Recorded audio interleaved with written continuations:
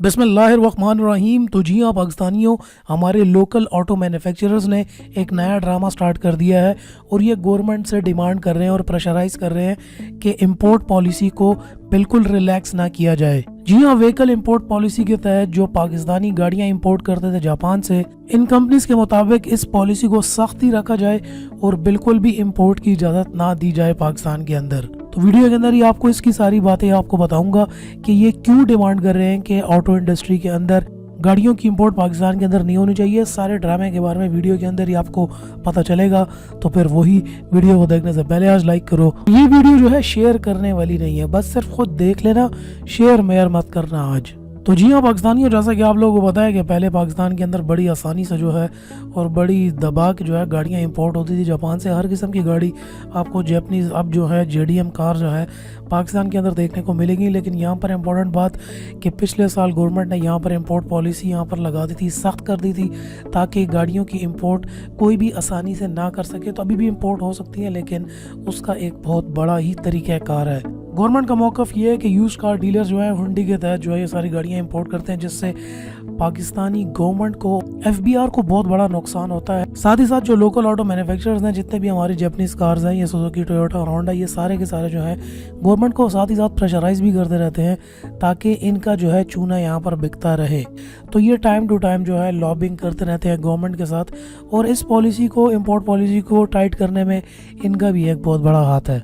साथ ही साथ आपको ये भी बताता चलूँ कि जो नए इन्वेस्टर्स आ रहे हैं, नई कार कंपनीज भी पाकिस्तान के अंदर आ रही हैं, उनकी भी कहीं ना कहीं ये डिमांड ये थी कि यूज़ कार इंपोर्ट्स को बंद किया जाए, क्योंकि जब वो अपनी नई मैन्युफैक्चर्ड कार जो है पाकिस्तान के अंदर लॉन्च करें तो उनका चूरन भी बिकना चाहिए। एक तरीके से वो ठीक भी कर रहे थे, क्योंकि वो बिलियंस ऑफ डॉलर्स की इन्वेस्टमेंट पाकिस्तान के अंदर ला रहे हैं और पाकिस्तानियों के लिए ही नई गाड़ियाँ बना रहे हैं। तो कॉम्पिटिशन तो ऑलरेडी जापानीज़ कार्स के ख़िलाफ़, इन जापानीज़ ओनर्स के ख़िलाफ़ तो ऑलरेडी बन ही रहा है, तो उस लिहाज से तो ठीक है। लेकिन यहाँ पर अभी न्यू डेवलपमेंट ये हो रही है कि गवर्नमेंट के ऊपर ये लोग ठीक ठाक जो है प्रेशर डाल रहे हैं, जितने भी लोकल ऑटो मैन्युफैक्चरर्स हैं, कि इस इंपोर्ट पॉलिसी को बिल्कुल भी रिलैक्सेशन नहीं देनी चाहिए। यहाँ पर जो minister of industries and production है, हमाद अजहर जो है, उनको एक लेटर रिसीव हुआ है पाकिस्तान ऑटोमोटिव मैन्युफैक्चरर एसोसिएशन पामा की तरफ से, जिसके अंदर मुख्तलिफ जो है यहाँ पे कंसर्न्स बताए गए हैं गवर्नमेंट की तरफ से कि इस व्हीकल इंपोर्ट पॉलिसी को थोड़ा बहुत रिलैक्स करना चाहिए। यहाँ पे यूज्ड कार एसोसिएशन वाले जो हैं ये बार बार गवर्नमेंट से रिक्वेस्ट कर रहे हैं और लॉबी करने की कोशिश कर रहे हैं कि इस इंपोर्ट पॉलिसी को रिलैक्स किया जाए और पाकिस्तान के अंदर इन जापानीज़ कार इंपोर्ट को दोबारा से बहाल किया जाए, खोला जाए, ताकि तमाम गाड़ियाँ दोबारा से आएँ और इन लोगों का भी रोज़गार चले। अब क्योंकि यूज्ड कार की एक बहुत बड़ी मार्केट है पाकिस्तान के अंदर, तो गवर्नमेंट जो है वो फंसी हुई है इन दोनों के बीच में। एक कह रहा है कि पॉलिसी को रिलैक्स किया जाए और बाकी सारे कह रहे हैं कि इस पॉलिसी को बिल्कुल भी रिलैक्स ना किया जाए, क्योंकि हमें नुकसान है। लेटर के अंदर साथ में ये भी कहा गया है कि अगर इसको इंपोर्ट पॉलिसी को रिलैक्सेशन दे दी गई, इसके अंदर अगर ये डिसीजन ले लिया गया, तो जितने भी नए इन्वेस्टर्स हैं उनके ट्रस्ट को भी ये जो है काफ़ी ज़्यादा ख़राब करेगा, और जितनी भी लोकल इंडस्ट्री है, ये इंडस्ट्री की भी ख़त्म होने के फिर पूरे चांसेस हैं, क्योंकि ऑलरेडी इनकी सेल्स तो हो नहीं रही। 75 से लेके 80% तक इनकी सेल्स ड्रॉप है। पिछले साल से कंपैरिजन किया जाए तो 73% इनकी सेल्स ड्रॉप है। तो मतलब सबकी जो है वाट लगी हुई है।